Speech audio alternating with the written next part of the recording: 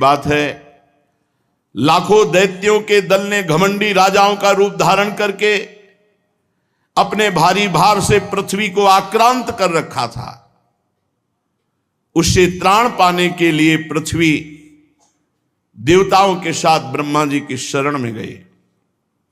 गौर भूत्वा सुरमुखी खिन्ना क्रंदंती करुणम विभो उपस्थितांतिके तस्मै व्यसनम स्वमवोचत ब्रह्मा तदुपधार्यार्थ सहदेवैस्तया सह जगाम सत्रिनयनस्तीरम क्षीर पयो निधे। अश्रु चल रहे थे पृथ्वी के, खिन्न थी, शरीर कृश था।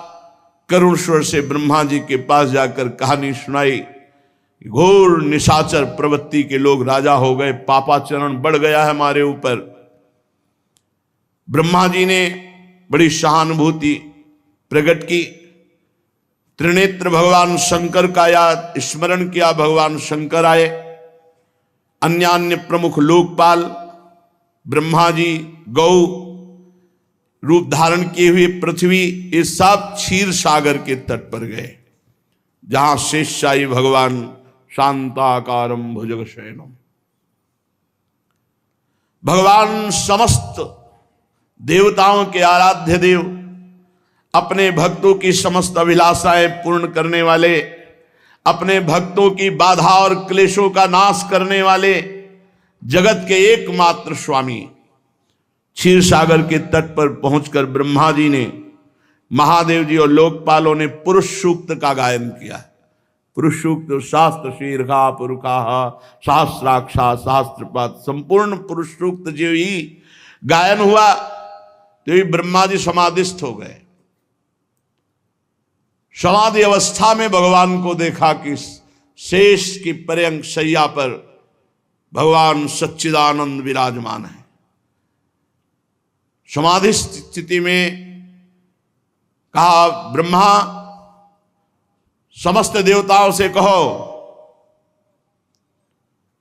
अब घबराने की बात नहीं है, मेरी आज्ञा का पालन करो। मैं ईश्वरों का ईश्वर काल शक्ति के द्वारा पृथ्वी का भार हरण करने के लिए स्वयं अवतार ले रहा हूं। इस बार स्वयं भगवान पधार रहे हैं। तुम सब अपने अंशों से यदुकुल में जन्म लो और मेरी लीला में सहयोग करो।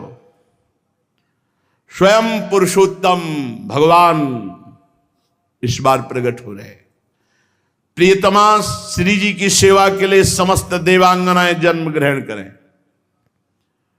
स्वयं प्रकाश अनंत महिमाशाली भगवान शेष जी, वो भी भगवान के साथ प्रकट हो रहे हैं, इस बार बड़े भाई के रूप में। भगवान की वो ऐश्वर्य शालिनी महाशक्ति योग माया जिसने सारे जगत को मोहित कर रखा है, वो भी अवतरित हो रही अंश रूप से। श्री सुखदेव जी कहते, परीक्षित, ब्रह्मा जी ने सारी बात देवताओं को बताई और आज्ञा करी और पृथ्वी को ढांढस बंधाया कि अब तुम्हारा महासौभाग्य उदय होने वाला है। स्वयं भगवान अवतरित हो रहे हैं। पृथ्वी, समस्त लोकपाल देवता, भगवान शंकर अपने अपने स्थान को गए।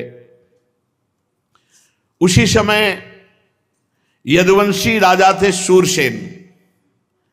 वे मथुरापुरी में रहकर माथुर मंडल और सूरसेन मंडल का राज्य शासन करते थे। मथुरा समस्त यदुवंशी नरपतियों की राजधानी थी। मथुरा में नित्य भगवान श्री हरि की उपस्थिति बताई। मथुरा नित्य कृष्ण को वास, निस्दिन श्याम न छाड़त पास। मथुरा भगवान यत्रो नित्यम सन्निहितो हरि। मथुरा में सूर्य के पुत्र वसुदेव जी का विवाह देवकी जी से तय हुआ। बड़े धूमधाम से विवाह हुआ। अब नवविवाहिता देवकी के साथ घर जाने के लिए जब वसुदेव जी रथ पर सवार हुए। महाराज उग्रसेन का लड़का कंस अपनी चचेरी बहन देवकी को प्रसन्न करने के लिए सारथी को हटाया और स्वयं रथ हाँकने के लिए घोड़ों की लगाम ली। स्वर्ण और रत्न से जटित रथ पर देवकी जी विराजमान है और सारथी की जगह कंस लगाम पकड़े हुए रथ हाँक रहा है। देवकी के पिता थे देवक, उन्हें अपनी पुत्री पर बड़ा प्रेम था। देवकी को विदा करते समय सोने के हारों से अलंकृत 15,000 घोड़े, 400 हाथी, 1800 रथ और हजारों सुंदर दासियां सेवा में अर्पित की। बहुत बड़ी विदाई के समय सामग्री देवक जी ने दी। शंख तुरी मृदंग दुंदुबियां बज रही, जय जयकार हो रही, बड़े आनंद से विदाई हो रही देवकी जी की। इतने में आकाशवाणी हुई, पथि प्रग्रहिणम कंस माभास्याः शरीरवाक् अस्यास्त्वामष्टमो गर्भो हंतायाम बहसे अबुत। ए पापी कंस, जिस बहन को तू बड़े गर्व से विदा कर रहा है, इसी के गर्भ से प्रकट हुई 8वीं संतान तेरी मृत्यु का कारण बनेगी। मारा जाएगा तू इसकी 8वीं संतान से। इसका 8वां गर्भ तेरे विनाश का कारण बनेगा। आकाशवाणी, कूद पड़ा रथ से। पापी, महाबलवान, दुष्टता की सीमा। आकाशवाणी सुनते ही रथ से कूद पड़ा, तलवार निकाली और देवकी के बाल पकड़े और वसुदेव जी ने, महाराज महाराज राजकुमार, ऐसा नहीं, ऐसा नहीं। आप भोजवंश के होनहार वंशधर, अपने कुल की कीर्ति बढ़ाने वाले हैं। बड़े बड़े शूरवीर आपके गुणों की सराहना करते हैं। महाराज, एक तो ये स्त्री, दूसरे बहन, तीसरे अभी अभी विवाह के शुभ चिन्हों से युक्त है। ऐसी स्थिति में आप कैसे मार सकते हैं? वीरवर, हम आपको सिद्धांत की बात बताते हैं। जो जन्म लेते हैं उनके शरीर के साथ मृत्यु भी उत्पन्न होती है। आज हो या 100 वर्ष के बाद, जो प्राणी है उसकी मृत्यु होगी, पक्का होगी। जब शरीर का अंत ही होना है, जीव अपने कर्म के अनुसार दूसरे शरीर को ग्रहण करता है, उसे विवश होकर ऐसा करना पड़ता है। फिर आप पाप क्यों कर रहे हैं? अपराध क्यों कर रहे हैं? जैसे चलते समय मनुष्य एक पैर जमा कर ही दूसरा पैर उठाता है, जैसे जोंक किसी अगले तिनके को पकड़कर पहले पकड़े हुए तिनके को छोड़ती है, वैसे जीव कर्म के अनुसार किसी न किसी शरीर को प्राप्त होता है, फिर शरीर को छोड़ता है। महाराज, जैसे कोई पुरुष जागृत अवस्था में राजा के ऐश्वर्य को देखकर, इंद्रादि के ऐश्वर्य को सुनकर उसकी अभिलाषा करने लगता है और चिंतन करते करते स्वप्न में या तन्मयता में अपने को राजा देखता है, क्या वो राजा हो जाता है? महाराज, वो अपने दरिद्र अवस्था के शरीर को भूल करके अपने को तन्मयता में लाके मानता है मानो राजा है। ये चिंतन है। आप अपना चिंतन संभालिए, क्रोध मत कीजिए।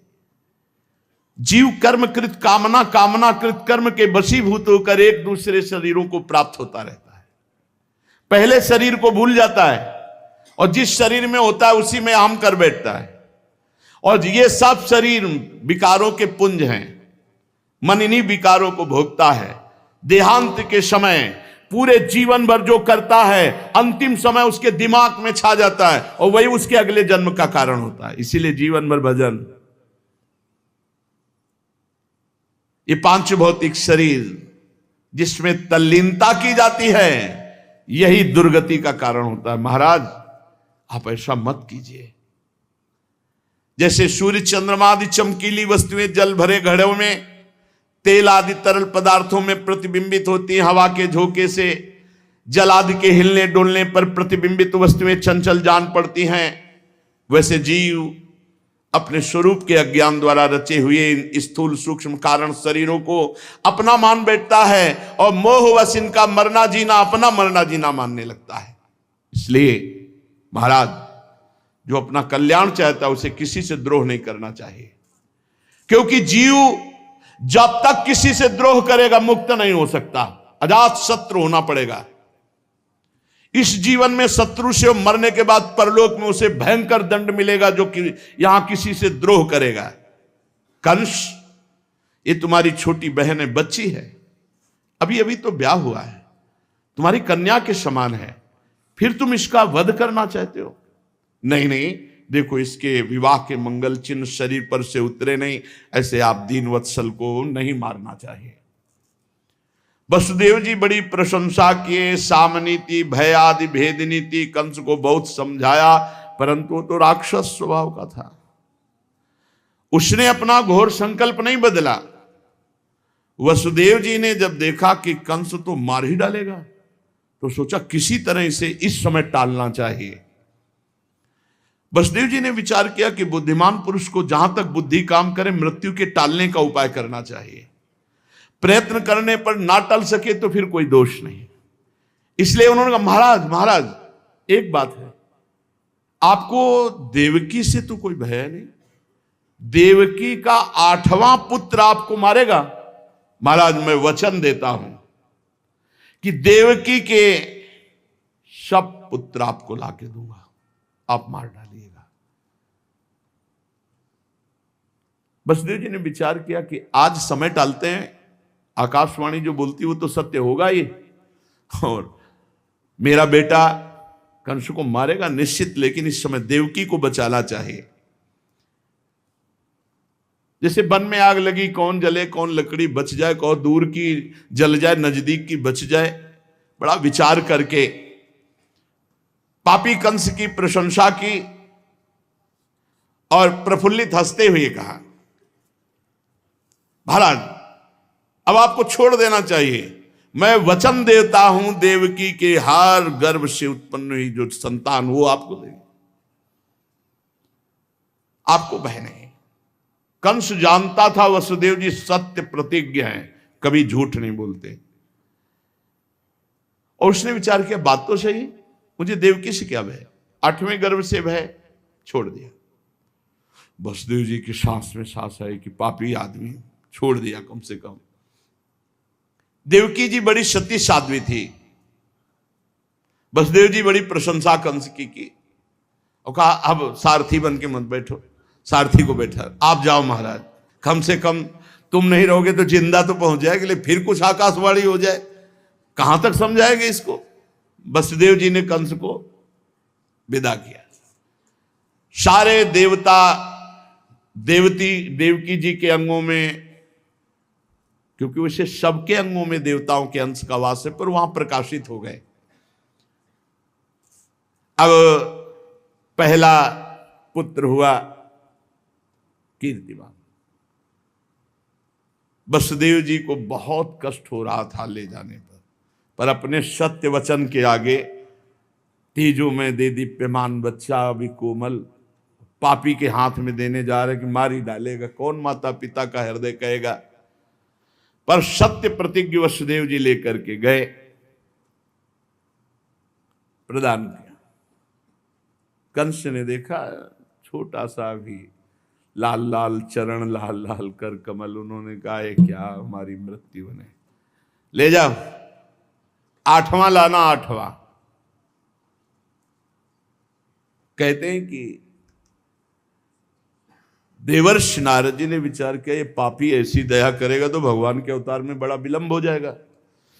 नारायण नारायण नारायण, भगवान के मन है देवर्षि नारद, और ये ऐसे महात्मा है कि हिरण्यकश्यप हिरणा कोई भी कहीं भी चले जाए सब उठ के खड़े होंगे, सब पूजा करेंगे, सबको ऐसा लगता है कि मेरे पक्ष में देवर्षि नारद जी। कंस खड़ा हुआ, आओ महाराज, 8 पंखुड़ी का कमल लिए हुए गए, कहा कंस इसमें कौन सी आठवीं है और कौन सी पहली है? का ये घुमा के हर पंखुड़ी को आठवीं साबित कर दिया। समझे? समझ गए? नारायण नारायण चले गए। तुरंत वसुदेव जी को बुलाओ। वसुदेव जी को पता था पापी ये कभी भी पलट सकता है। वसुदेव जी फिर लेके आए, पैर पकड़ करके पत्थर पर पछाड़ करके कीर्तिमान नामक प्रथम पुत्र को, फिर द्वितीय, तृतीय, चतुर्थ, पंचम और षष्ठ, सप्तम में भगवान शेषावतार बलराम जी। ये इसीलिए पहले आए क्योंकि रामावतार में जहां कुछ भगवान के पक्ष की बात करना चाहते थे तो मर्यादा पुरुषोत्तम गंभीर श्री रामचंद्र जी तो एकदम चुप होना पड़ता था। इसीलिए पहले आए कि अब तुम्हारे कहने से नहीं हम रुकेंगे, हम बड़े भाई, हम जैसा चाहेंगे वैसी आपकी सेवा करेंगे। इसलिए भगवान बलराम जी आए। भगवान सच्चिदानंद है। देखा कि अब पूरे समय पर बलराम जी गर्भ में रहें फिर प्रकट हों तो आद्या शक्ति देवी को बुलाया और कहा जाओ बलराम जी का आकर्षण करके, जो कंस के भय से वसुदेव जी की अन्य अन्य जगह पत्नियां थी उनमें नंद बाबा की रोहिणी जी थी, गर्भ में वहां पहुंच, मैं स्वयं सच्चिदानंद अब 8वें गर्भ के रूप में प्रकट हो रहा। भगवान हमारे प्राणाधार, जीवन धन, सर्वस्व वही है, उनके सिवा दूसरा कोई है नहीं। उनका अवतार होता है। समस्त देवता लोग भगवान के अवतार के समय आते हैं और स्तुति करते हैं। ये शेष चर्चा आगे। श्री राधा वल्लभ।